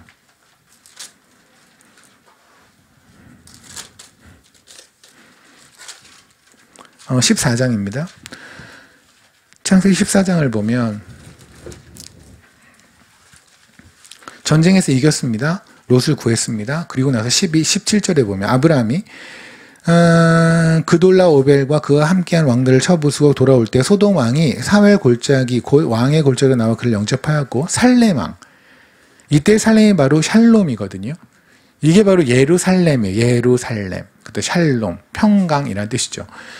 그러니까 예루살렘의 왕 살렘의 왕이 멜기세덱이 갑자기 등장을 했어요. 그러면서 뭐냐면 떡과 포도주를 가지고 나왔대요. 그는 지극히 높으신 하나님의 제사장이었더라. 아멘. 그래서 잘 보세요. 지금 아브라함은 전리품이 많아요. 전쟁에서 이겨서 전리품이 너무 많아요. 그러니까 쉽게 말해서 어마어마하게 부자예요. 어마어마하게 부자인 사람한테 떡과 포도주를 갖고 오는 건 별로 의미가 없죠. 그렇잖아요. 어마어마하게 많은 재산이 있는 사람한테 의미가 있으려면 더 큰 재산을 줘야 되는 거지. 떡과 포도주 아무런 의미 없는데요. 근데 왕이라는 사람이, 살렘의 왕이 뭔지는 모르지만 그 왕이라는 사람이 기껏 전쟁에서 이겨서 이만한 전리품을 갖고 온 아브라함한테 떡과 포도주를 줬다? 근데 이 떡과 포도주가 뭔가 어마어마한 의미가 있으니까 아브라함이 엎드려 11조를 드리지 않았겠습니까? 이 떡과 포도주가 뭘까요? 여러분이 지금 생각하시는 것처럼 주님이 주셨던 그것. 주님의 살과 주님의 피.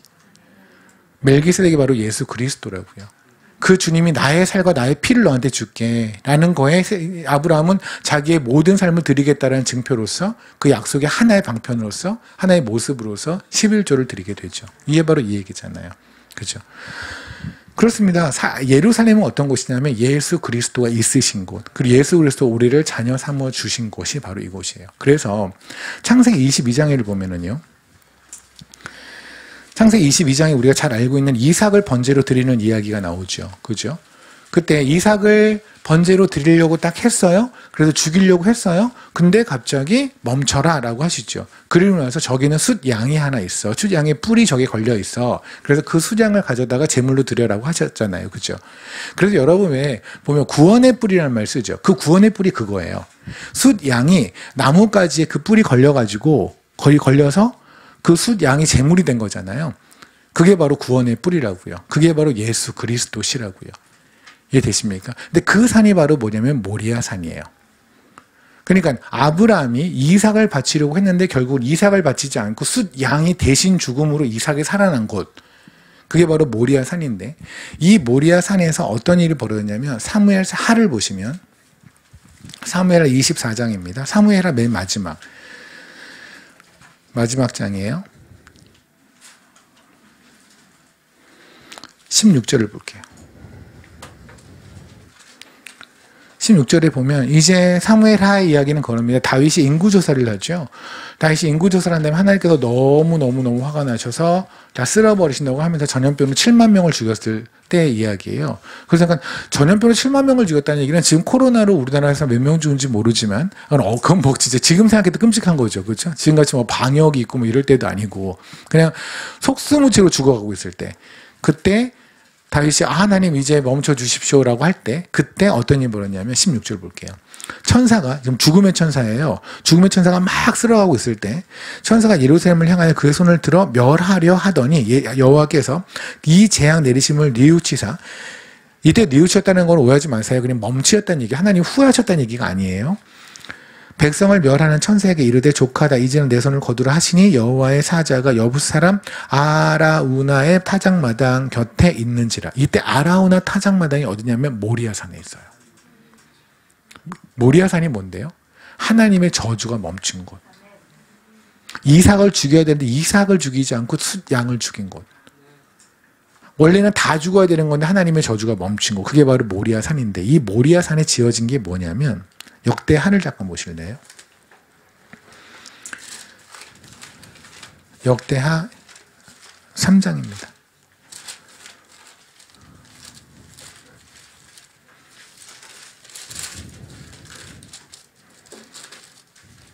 1절입니다. 솔로몬이 예루살렘 모리아 산에서 여호와의 전을 건축하다. 솔로몬 성전이 바로 모리아 산에 지어져요. 그런데요. 주님이 골고다에서 돌아가시잖아요. 그죠? 그 골고다가 모리아 산에 있어요. 십자가. 모리아 산은 다른 게 아니에요. 하나님의 저주가 멈춘 곳.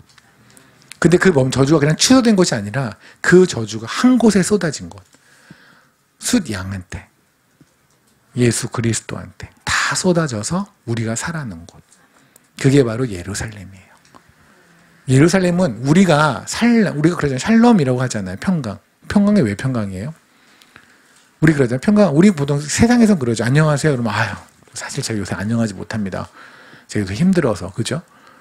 그래 안녕하지 못할 수 있어요. 그런데 우리 그리스도인들은요. 어떤 상황에서 이미 안녕해요. 이건 우리 정신 승리를 얘기하자는 게 아니에요. 안녕하지 않는데 안녕한 걸로 치고 그렇게 외우고 살자는 얘기가 아니라 진짜 안녕해요. 왜냐하면 하나님의 모든 저주가 십자가에서 머물러 버렸고 그 저주가 저에게 전간되지 않았고 우리는 그래서 살아났단 말입니다. 우리는 그래서 안전해요. 우리는 너무너무 안전한 존재가 된 거예요. 그래서 우리는 예루살렘의 그 샬롬이 우리에게 임했다고요. 다윗한테 그러죠. 다윗이 너무 성전을 짓고 싶었어요. 성전을 너무 짓고 싶은데 하나님께서 넌 안 된다라고 하셨잖아요. 너는 피를 너무 많이 흘렸어. 그래서 네 아들 때 내가 성전을 그렇게 허락해 줄게. 그래서 다윗은 재료를 모으고 대정을 마련하고 나서 다윗 때는 못 지었죠. 그리고 나서 아들 때인 솔로몬 때 지었어요. 솔로몬이 이름은 솔로몬이 바로 샬롬이에요. 성전이라는 게 뭐냐면 평강이라는 뜻이라고요. 왜 평강인 줄 아시면 솔로몬을 통해서 지었던 게 뭐냐면 다른 게 아니에요. 하나님과의 관계가 온전할 때. 그러면 하나님 저는 하나님과 관계가 온전하지 않은데 요새 저 너무나 죄를 많이 짓고 골치 아프고 막 이런 게 많은데요. 하나님 따른 것 같은데요. 우리가 하나님과의 관계가 온전한 거는요. 우리 쪽에서 나오는 게 아니라 하나님 쪽에서 나오는 거예요. 우리는 늘 생각, 내가 나를 묵상하면 하나님과의 관계는 늘 온전하지 않는 것 같은데 하나님을 보면 우리는 늘 안 좋네. 무슨 말씀이냐면 간단한 산수 하나 할까요? 긴장되시죠? 물어보진 않을게요. 제 설교의 특징이 질문을 안 해요. 근데 한번 할 수도 있어요. 100에서 1을 빼면 99가 되죠. 신재 집사님 눈을 이래가지고 난 맞히고 말리라고 안 물어볼 거거든요. 100 빼기 1은 99일 거예요. 그죠? 그럼 무한대 빼기 1은 뭐예요? 무한대, 고민 또 한다. 무한대죠. 그죠? 무한대에서는요, 아무리 많은 걸 빼도 무한대예요. 우리가 아무리 죄를 져도요, 하나님이 무한하신 분이기에 이 관계는 평강하단 말입니다. 근데 우리가 마이너스 1과 마이너스 100과 마이너스 억을 바라보고 있으면 뭔가 대단한 일이 나한테 대단한 문제가 일어난 것 같지만 사실은 무한하신 하나님을 보면 아무 문제가 없는 거예요. 그래서 주를 바라보라, 그래서 십자가를 바라보라고 얘기를 하는 거예요. 아멘. 그런데 지금 사탄이 예루살렘을 보고 예루살렘 같이 아유아프다 그런 거잖아요. 오케이, 디르사는 얘기를 했어요.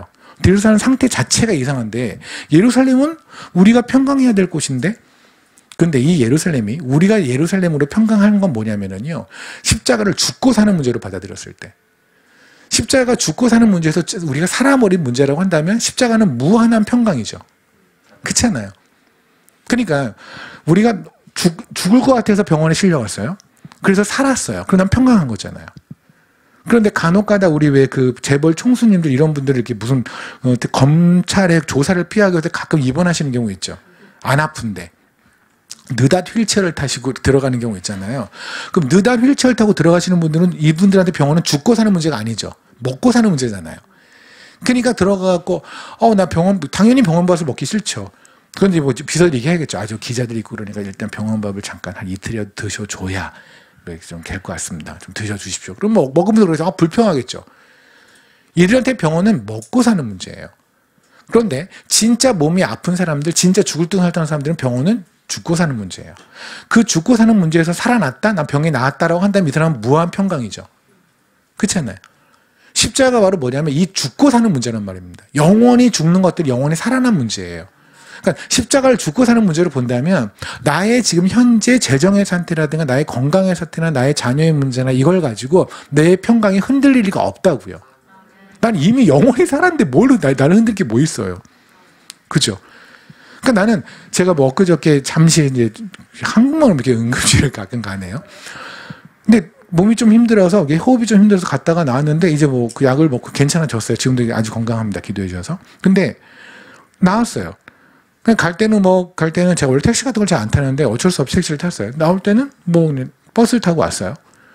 저는 괜찮은 거예요. 갈 때 호흡이 좀 이렇게 메렁메렁 그랬는데 너무나 괜찮아서 버스를 탔는데 아저씨가 좀 정리를 하셔도 괜찮고 더 정리를 하셔도 될 것 같고 너무 괜찮은 거예요. 왜? 죽고 사는 문제에서 끝났으니까. 그죠? 근데 우리가 십자가를 먹고 사는 문제로 본다면 우리는 늘상 불평이에요. 늘상 불안하죠. 십자가에서 온가를 계속해서 먹어야 된다고 생각한다면. 그러니까 예루살렘이 평강이 되는 건 뭐냐면 죽고 사는 문제에서 영원히 죽는 영원히 사는 문제에서 숫 양이 그 뿔이 걸리셔서 아버지께서 아들을 십자가에 걸어버리셔서 그래서 우리가 살아났단 말입니다. 모든 진노가 모든 저주가 거기서 멈춰서 그래서 우리가 살았단 말입니다.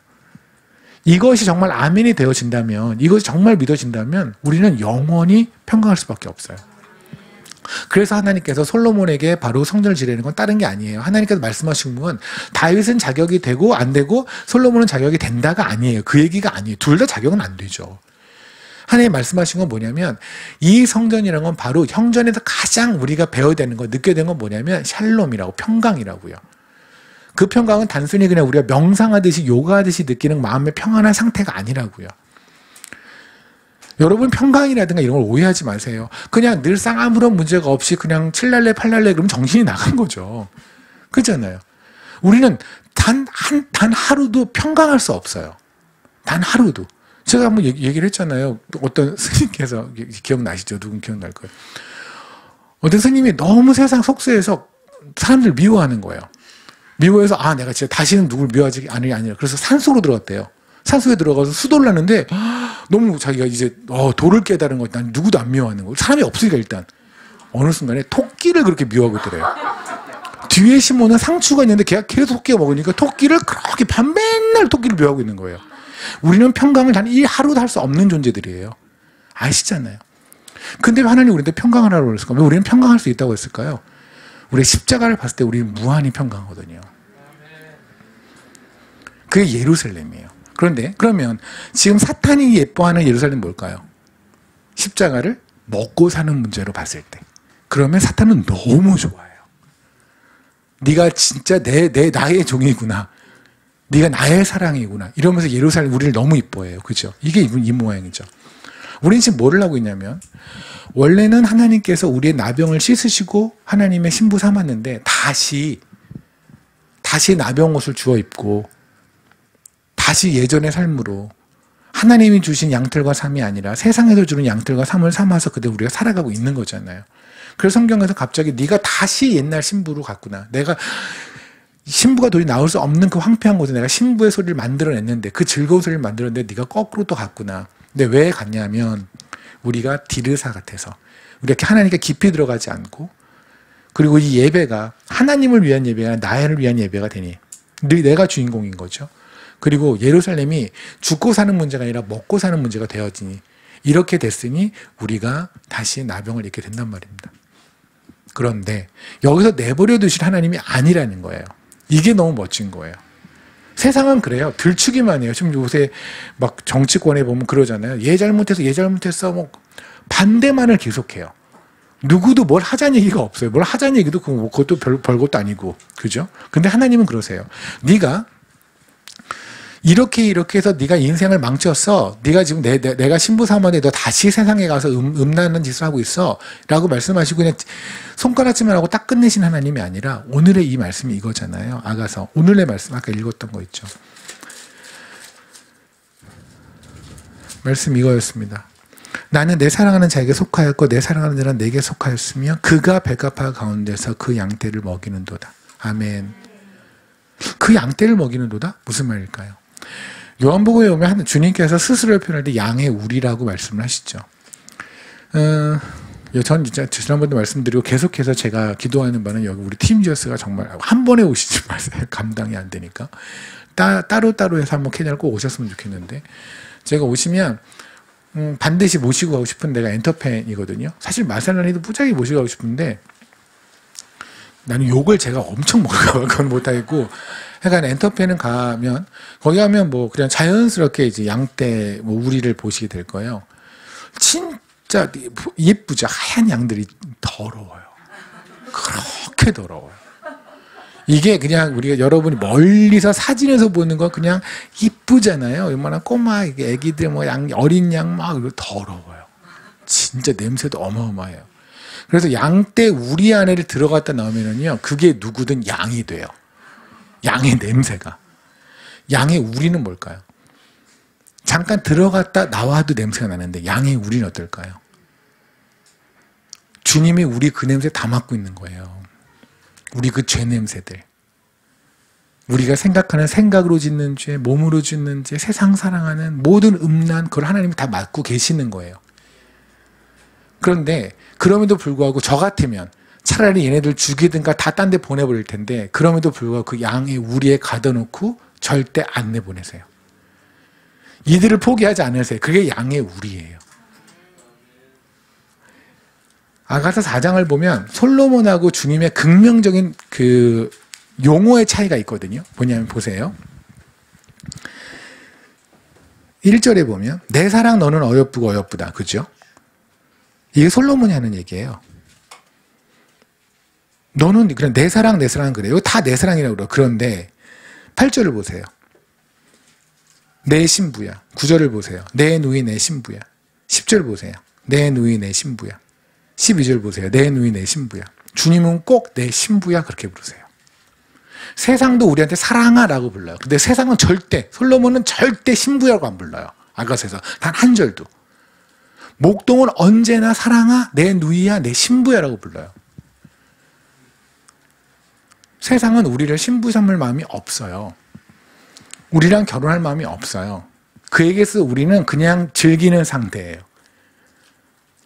그냥 자기의 욕정을 채우고 욕망을 채우는 상태지 자기가 절대 사랑할 상대가 아니에요. 내 걸 삼을 상대가 아니에요. 세상은 그래요. 소위 우리를 데리고 노는 거예요. 그런데 주님은 자신을 다 주심으로 우리를 신부 삼으세요. 그래서 자신 있게 말하세요. 내 누이, 내 신부야.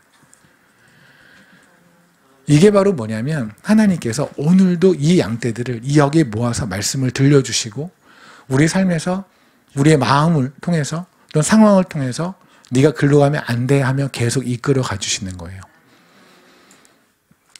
우리 되게 뻔뻔하잖아요. 나병의 옷을 다시 입었고 세상으로 돌아갔는데 그럼에도 불구하고 주님 저희 거 제 거 맞죠? 저 주님 거 맞죠? 저 같으면 밀어버렸을 거예요. 그런데 주님은 그래 맞아. 네가 왜 그렇게 말할 수 있느냐 아니? 너는 그래도 이 울타리 안에 있거든. 내가 이 양떼를 돌보거든. 아멘. 거기 보면 그러잖아요. 그가 백합화 가운데서 그 양떼를 먹이는 도다. 2장을 잠깐 보실래요? 2장에 보면 그럽니다. 술람미 여인이 이렇게 말을 해요. 나는 샤론에 수선하여 골짜기에 백합화로다. 여자들 중에 내 사랑은 가시나무 가운데 백합화 같도다. 1절은 술람미 여인이 말을 하는 거고 2절은 목동이 주님이 우리에게 말을 하는 거거든요. 술람미 여인이 그리스도께 이렇게 말을 해요. 저희는요 샤론의 수선화예요. 지금 케냐에 있는 그 미숙 선교사도 영어 이름이 샤론이에요. 아마 샤론이 이쁠 것 같아서 저랬을 것 같아요, 제 생각에. 근데 샤론의 수선화가 무궁화 꽃이에요. 그래서 케냐에 저 엘토토에 무궁화 꽃이 있어요. 여러분 우리나라 국화인데요. 어디나 있어요, 무궁화 꽃은. 무궁화 꽃이 예뻐요? 물론 뭐 자매님들은 전 모든 꽃이 예뻐요. 그러면 무궁화꽃 이만큼 갖다 드릴게요. 그러니까 어떤 남자가 무궁화꽃을 선물했을 때 기분이 너무 좋을 것 같다? 별로 것 같다. 별로 것 같다. 왜요? 무궁화꽃이 안 이쁘거든요. 그래서 엘토토에서 한번 설명을 했어요. 여러분 그분은 이제 엘토토 성도님한테 샤론의 수선화가 뭐냐면 되게 예쁠 거라고 상상하죠. 그리고 옆에 있는 걸 따갖고 와서 이게 샤론의 수선화고 전부 다 실망한 얼굴. 우리가 그거예요. 술람미 여인은 자기 자신을 너무나 잘 알아요. 그 많은 꽃 중에 굳이 나를 비워한다면 우리나라 표현하면 그냥 호박꽃이에요. 우리 그러잖아요. 호박꽃 또는 할미꽃 이러잖아요. 그냥 굳이 하나님께서 저를 꽃에 비워라고 하신다면 저한테 가장 그나마 적합한 게 있다면 호박꽃. 그게 술람미 여인이 말하는 그나마 적합한 게 있다면 무궁화꽃이네요. 그런데 주님이 뭐랬는지 아세요? 2절에 여자 중에 내 사랑은 가시나무 가운데 있는 백합화 같도다. 우리는 무궁화예요. 그런데 주님이 백합화로 봐주신다고요. 우리가 주님을 만나기 전이나 만날 이후나 우리의 삶에 뭐가 그렇게 큰 차이점이 있을까요? 술, 담배 끊는 거 왜 무슨 큰 차이점이 있을까요? 형제님한테는. 큰 거 없어요. 그죠? 밖에서 놀던 사람들이 교회 안에 모여있다라는 거, 무슨 차이점이 있을까요? 세상 노래 많이 듣던 사람들이 이제 찬양 듣고 있는 거? 그 정도일까요? 무슨 차이점이 있나요? 우리는 여전히 머릿속으로 죄를 짓고 여전히 세상에 쫄고 여전히 세상에 종처럼 살고 있는 거 사실 아닌가요? 그럼에도 불구하고 주님이 뭐래시냐면 세상은 가시나무야. 왜 가시나무예요? 주님으로부터 오는 생수를 받지 못하니 가시나무죠. 말라비 들어버린. 그 가시나무 사이에서 너는 내 눈엔 백합화야. 왜요? 왜냐하면 주님이 우리를 주님의 양떼 삼으심을 포기하지 않으시거든요. 그래서 우리를 백합화로 부르시는 거예요. 그게 아까 아가서의 6장의 이야기예요. 3절. 나는 내 사랑하는 자에 속하였고 내 사랑하는 자는 내게 속하였으며 그가 백합화 가운데서 그 양떼를 먹이는도다. 아멘. 우리는 그분의 백합하고 우리는 그분의 양떼입니다. 우리는 주님의 것입니다. 우리가 원해서가 아니라 주님이 원해서. 우리가 원해서 주님의 것이 됐다면 우리 관계는 매우 불완전할 거예요. 그죠? 근데 우리가 원하기 전에 우리가 알지도 못할 때 이미 주님이 우리를 부르셨기 때문에 이 관계는 영원해요. 왜냐하면 그분이 변치 않으시니까. 그럼에도 불구하고 우리가 주님에게 주님 것이지요 라고 말하기엔 너무 부끄럽죠.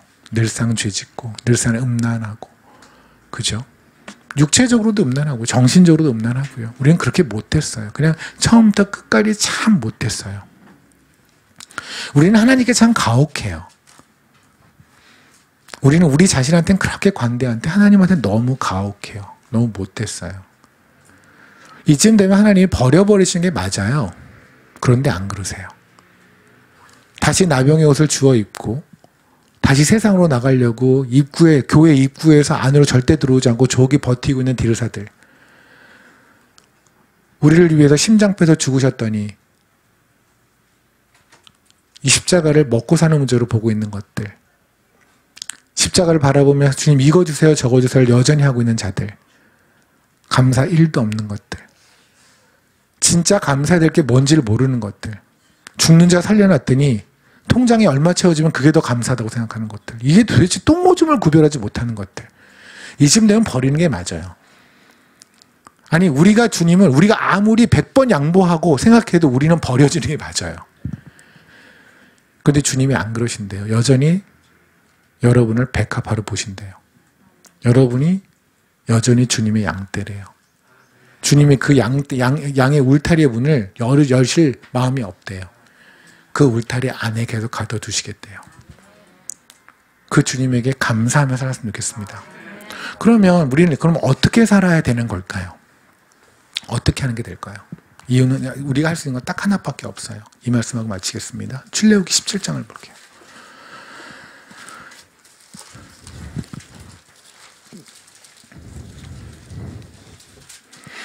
출애굽기 17장을 보면 8절서부터 16절까지 소제목은 아말렉과 싸우더라고 됐는데 우리가 너무 잘 알고 있는 이야기입니다.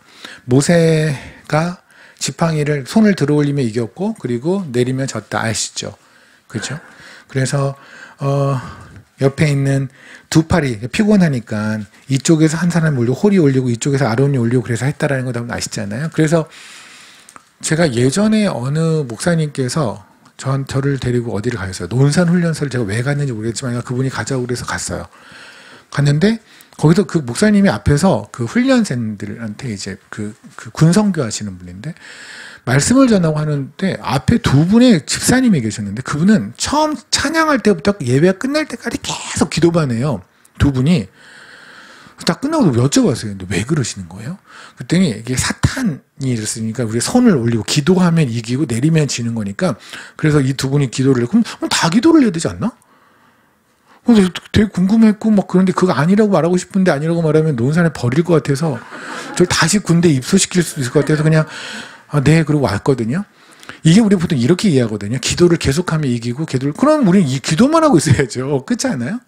그럼 왜 기도만 왜 안 해요? 이 얘기는 그 얘기가 아니에요.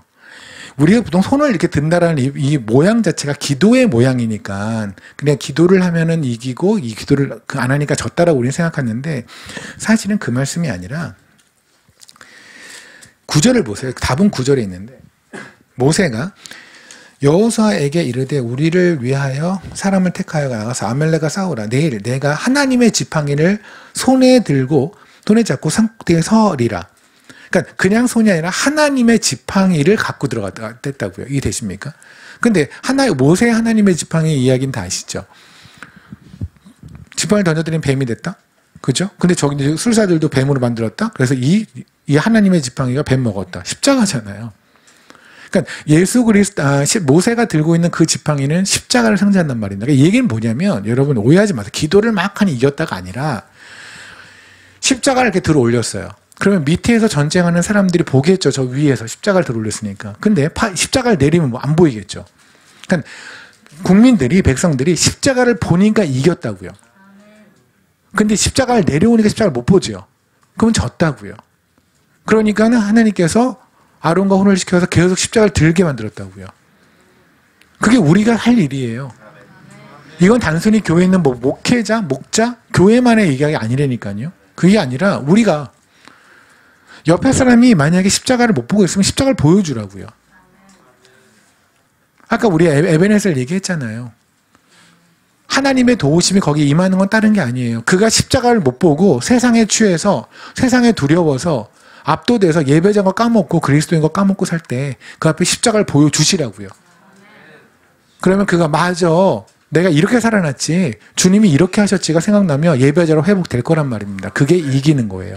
그 상황을 만드시는 게 바로 에벤에셀이 하나님이에요. 아멘.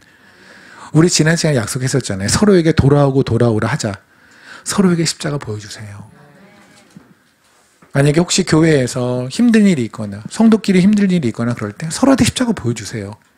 물러가라 이런 거 말고 물러가라 모멘 뭐 이런 거 하지 말고 그게 아니라 네 안에 귀신이 있어 이런 거 하지. 그게 아니라 먼저는 그 십자가를 자기한테 보세요. 그 십자가 먼저 쓰세요. 내가 십자가가 없으니 내가 은혜 까먹었으니 저가 또 미운 거고 은혜 까먹었으니 내가 헌신 못하는 거잖아요. 우리 그럴 거잖아요. 그리고 나서 그에게 십자가를 보여주세요. 조용히 십자가를 앞에 놔두세요. 그리고 그를 데리고 같이 십자가 앞에 엎드리세요. 그러면 주님이 해결하세요.